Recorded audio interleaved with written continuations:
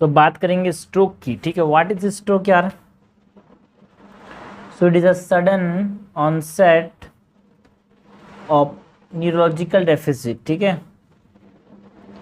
जो ब्रेन में जो ब्लड सप्लाई है उसका अचानक से कम हो जाना। So it is a sudden onset of neurological deficit, जो कि क्यों हो सकता है, which is due to vascular कर्स।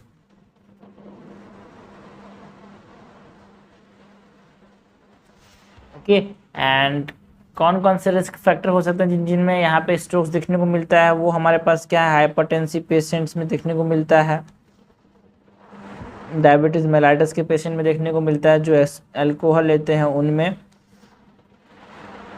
जो स्मोकिंग करते हैं उनमें, सिगरेट पीते हैं उनमें। हमारे पास अगर किसी की फैमिली हिस्ट्री है कि उसको स्ट्रोक आया हो पहले, तो उसमें हमारे पास ज़्यादा चांसेस है कि स्ट्रोक फिर से आए, है ना। जो ओबेस वाले पर्सेंट होते हैं, ओबेसिटी, है ना, इज़ ऑल्सो रिस्क फैक्टर।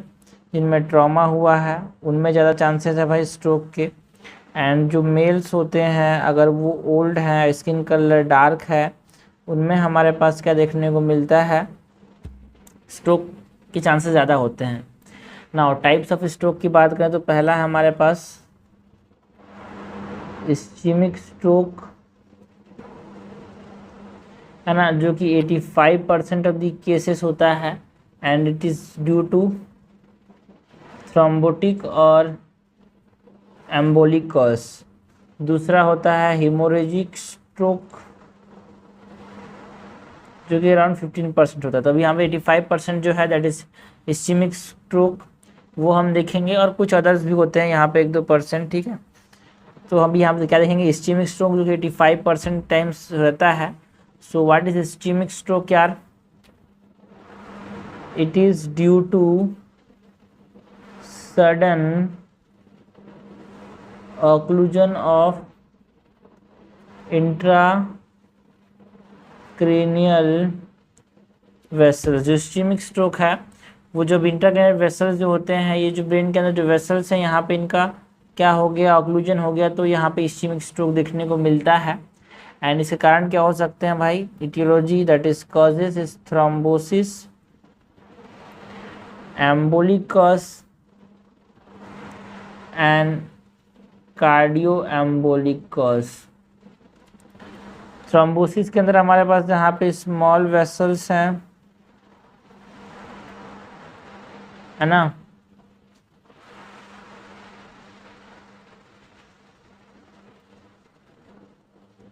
उनमें देखने को मिल सकता है। लार्ज वेसल्स के अंदर ना, जिनमें डिहाइड्रेशन हो गया है, उसकी वजह से थ्रोम्बोसिस हो सकता है। एम्बोलिक कॉज में हमारे पास क्या है भाई, कैरोटिड डिसीज,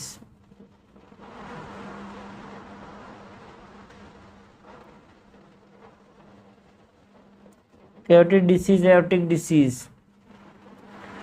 कार्डियो एम्बोलिक में हमारे पास क्या है, आर्टरियल फिब्रिलेशन की वजह से हमारे पास स्ट्रोक आ सकता है ना।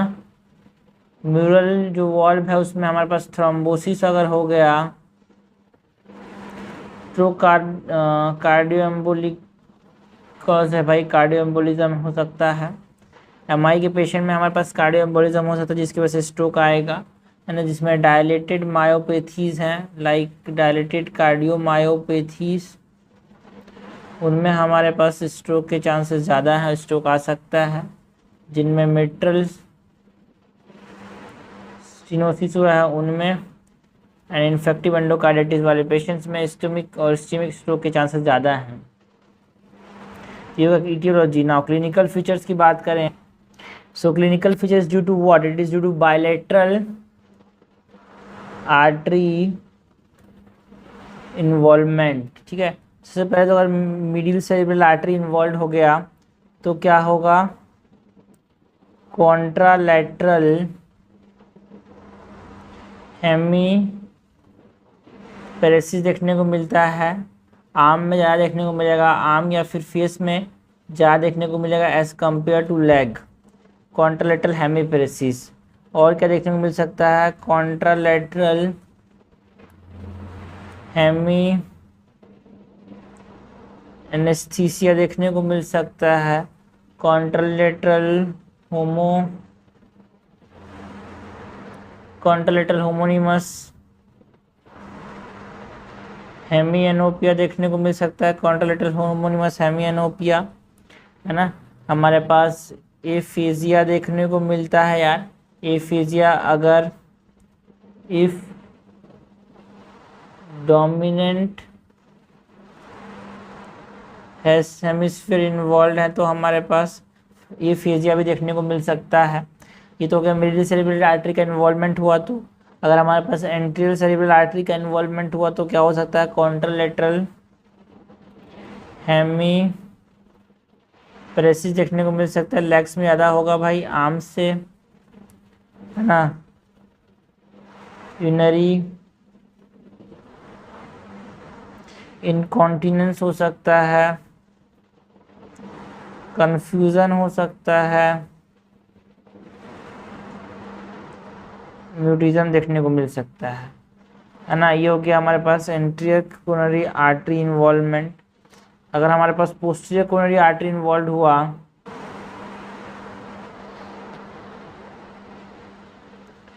Posterior coronary artery involvement posterior cerebral artery involvement हो गया तो यहाँ पे contralateral homonymous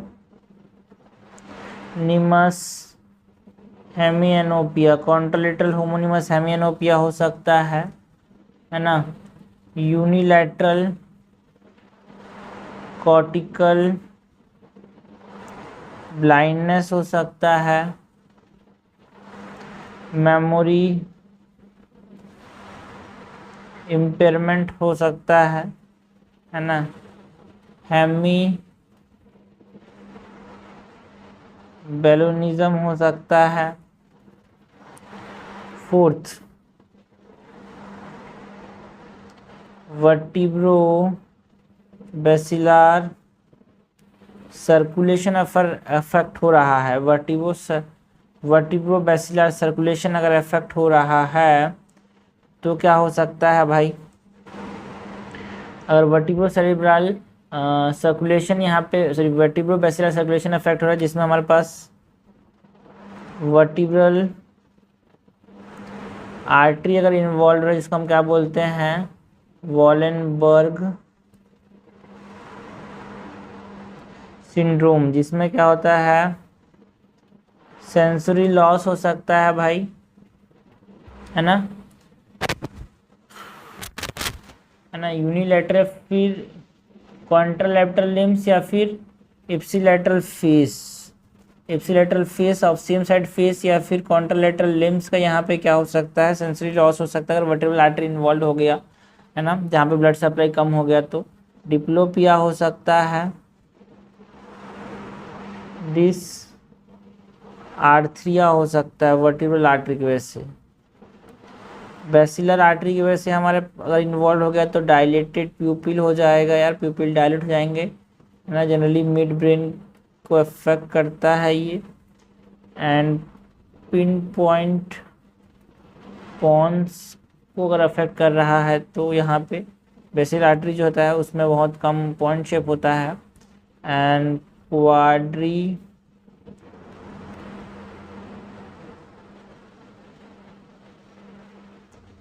quadriplegia and sensory loss हो सकता है बेसिलर आर्टरी के इन्वॉल्वमेंट की वजह से। Locked in syndrome, aware but no response, ठीक है। अगर बेसिलर आर्टरी इन्वॉल्व हो गया तो लॉक्ड इन सिंड्रोम, जिसमें पता है बट रेस्पॉन्स नहीं कर रहा है यार। तीसरा है अगर हमारे पास सेरिब्रल आर्टरी इन्वॉल्व हो गया, सेरिब्रल नहीं सेरिबेलर आर्टरी, तो यहाँ पे वर्टाइगो देखने को मिल सकता है, नोजिया वोमिटिंग देखने को मिल सकता है, एंड निस्टैग्मस देखने को मिल सकता है। तो क्लिनिकल फीचर्स हैं भाई स्ट्रोक के अंदर, डिफरेंट एरिया अगर इन्वॉल्व रहते हैं डिफरेंट फीचर्स देखने को मिलते हैं, जो हम डायग्नोसिस में हेल्प करेगा। नाउ इन्वेस्टिगेशन में क्या कराएंगे, ओके। सो इन्वेस्टिगेशन में हमारे पास सीटी हेड कराएंगे, सीटी स्कैन ऑफ हेड, जिसमें इन्वेस्टिगेशन ऑफ चॉइस क्या है, सीटी स्कैन है। है ना, and it is fast, and ये हर जगह देखने को मिल जाता है, so it is fast and available, है ना। इन्फ्राक्ट कहीं पे हुआ है तो वो हमारे पास हाइपो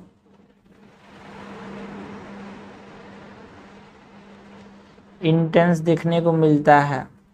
सपोज करो ये हमारे पास इन्फ्राक्ट यहाँ पे हुआ तो यहाँ पे हाइपो इंटेंस हो जाएगा। Okay, and it is not visible for 24 to 48 hours. तो ये आसानी से हो जाता है, लेकिन यहाँ पे उतना एक्यूरेट नहीं है, उतनी जल्दी से नहीं समझ आता हम यहाँ पे स्ट्रोक आया। तो एमआरआई कर सकते हैं ब्रेन का, लेकिन एक्सपेंसिव होता है यार MRI. MRI is more expensive, it is time consuming and not, लेकिन ज़्यादा एक्यूरेट है यार, जल्दी दिखा देता है। तो सपोज करो शुरुआती स्टेज में है ब्रेन के अंदर स्ट्रोक के, तो ये एमआरआई से पकड़ा जाएगा, लेकिन ये सीटी स्कैन से पकड़ नहीं आएगा। ठीक है, सो एमआरआई ऑफ द ब्रेन कर सकते हैं, सीटी ऑफ हेड कर सकते हैं, सीटी एंड एमआरआई कर सकते हैं, है ना, सीटी एंड एमआरआई। एंजियोग्राम से ओके, हमारे पास जो carotid and ventricular artery Doppler कर सकते हैं यार, है ना, ईसीजी तो है ही है, एंड इको भी है, इनसे पता कर सकते हैं। नाउ ट्रीटमेंट के अंदर हम क्या करेंगे, पहले जनरल मेजर्स क्या क्या कर सकते हैं यार, है ना, जनरल मेजर कोई भी आया तो, है ना, ABC देखेंगे, दैट इज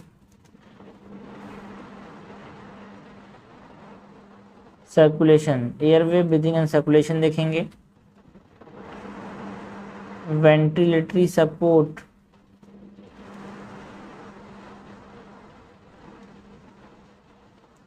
अगर ज़रूरत है तो वेंटिलेटर का सपोर्ट देंगे ना। जनरल के बाद मेडिकल के अंदर हमारे पास एंटी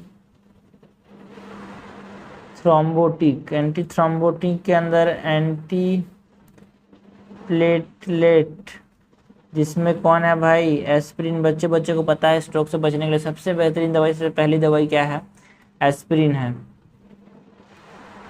स्ट्रोक से बचने के लिए। एंड इसका लोडिंग डोज कितना होता है यार, 325 मिलीग्राम, है ना। उसके बाद 150 मिलीग्राम पर डे देंगे लाइफ लॉन्ग, अगर किसी को एक बार स्ट्रोक आया हुआ है तो, है ना। And if internal iliac artery और माइनर स्ट्रोक है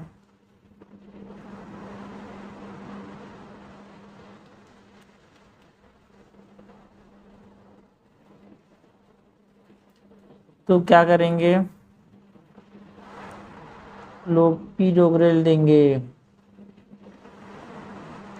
इसके साथ एस्पिरिन के साथ, दैट इज विदिन 24 आवर्स अगर सिम्टम्स आ रहे हैं तो इसको कंटिन्यू करेंगे फॉर 21 डेज। तो ये हो गया anti thrombotic. Now anti thrombotic के बाद हम इस्तेमाल कर सकते हैं एंटी कोएगुलेंट और एंटी कोएगुलेशन, जिसमें हमारे पास क्या है, हिपैरिन, जो कि सबक्यूटेनियस देते हैं, जो कि एक ओरल एंटी कोएगुलेशन करता है। हमारे पास एक और है भाई ओरल एंटी कोएगुलेशन करने के लिए, वारफेरिन। तीसरा है आईवी थ्रोम्बोलाइटिक, जिसमें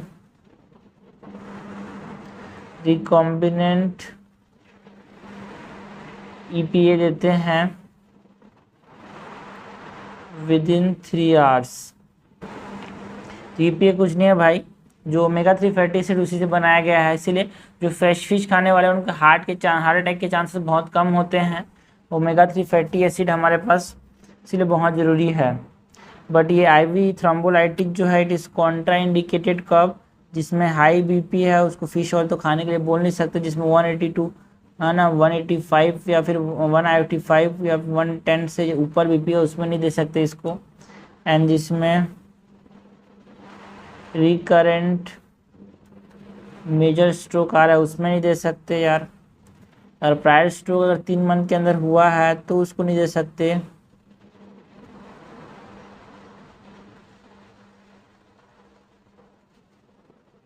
और कौन है जिसमें जीआई ब्लीडिंग हो रही है उसमें नहीं दे सकते।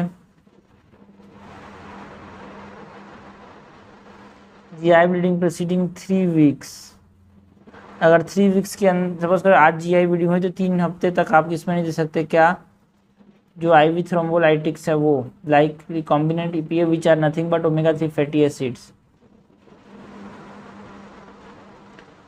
इसीलिए ओमेगा 3 फैटी एसिड खाना चाहिए। हार्ट अटैक के स्ट्रोक के चांसेस कम हो सकते हैं ना, लकवा कम होगा। जो स्ट्रोक है हम लगाते हैं हाथ में लकवा के नाम से जानते हैं, लकवा बोलते हैं, ठीक है। जनरली इसको सिम्टम्स जो है क्लिनिकल फीचर्स जो हैं तो आईवी थ्रोम्बोलाइटिक्स दे सकते हैं। लास्ट में हमारे पास स्टेटिन्स होते हैं यार, can also be use like एट्रोवास्टेटिन,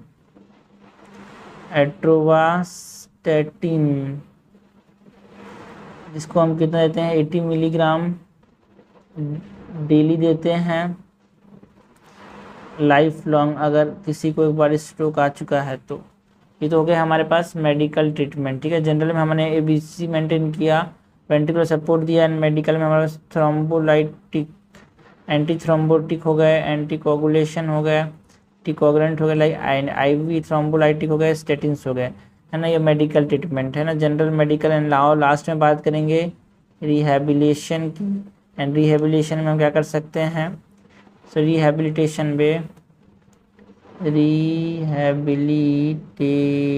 में हम फिज़िकल काम कर सकते हैं, स्पीच थेरेपी कर सकते हैं, फिज़िकल वर्क करा सकते हैं।